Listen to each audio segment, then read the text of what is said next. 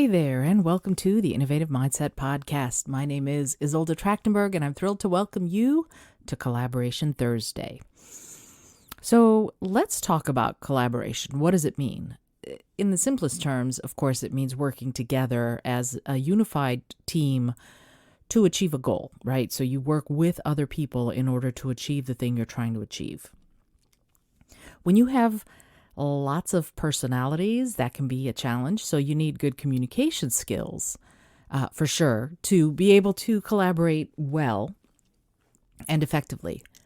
But you also need to know who the people are, what their skill sets are, and also how they operate innately. And there are these personality traits that I've been thinking about a lot, and there are other people who talk about them too. There are lots of tests that you can take. You know, you can do the Myers-Briggs or Discus or whatever. All of those things are absolutely valid, I think. And yet, to me, they break down into some very basic forms. I mentioned this yesterday in the Compassion Wednesday episode, but I want to go a little bit deeper into it. A specialist. What is a specialist? A specialist is someone who is great at the one thing, right? Albert Einstein, Mozart, they were specialists. They were amazing at the one thing they were great at, and maybe not so great at other things like paying the bills or, I don't know, picking up after themselves, I guess. I'm not sure what...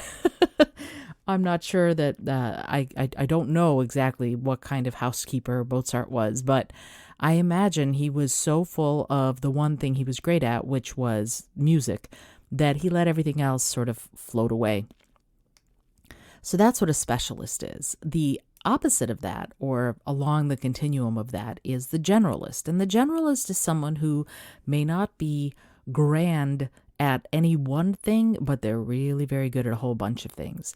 And that person is able to see, assess, evaluate lots of different ideas, notions, factors, components of things, and then see a way to make them work together.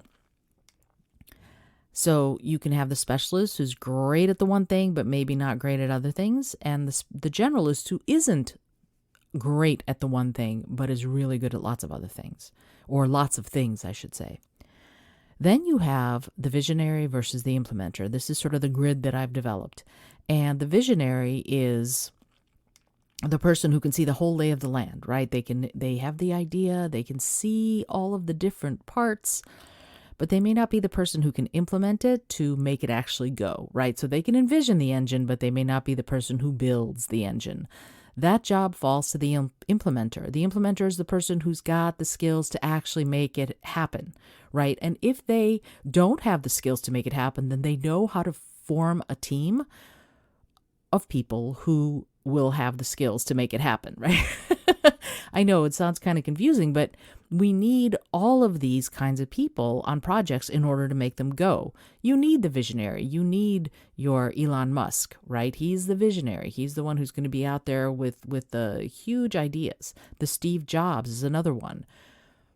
But you also need the implementer. You need the person, the Tim Cook. Let's go with Apple. The Tim Cook is the one who's going to be the implementer. He may not have the vision of huge revolutionary change for Apple, but he certainly knows how to implement the things that need to be done in order to keep Apple being one of the biggest companies on the planet. And he also knows how to build a team of people that will help him do all of that. As I said, specialists are people like Mozart and Einstein.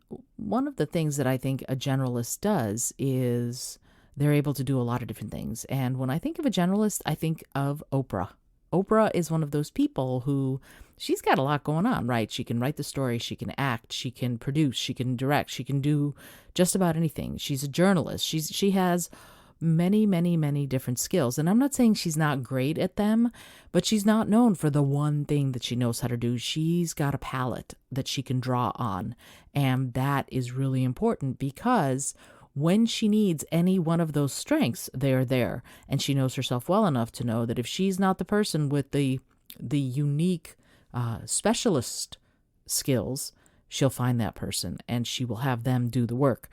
That's one of the gifts of the generalist, is that you know when you're not great at something. And it may be frustrating, but if you collaborate with those who are specialists, if you find them and you can communicate to them what you need from them, then the specialist will be able to do the thing they're great at, so that the generalist doesn't have to be the person who actually does it.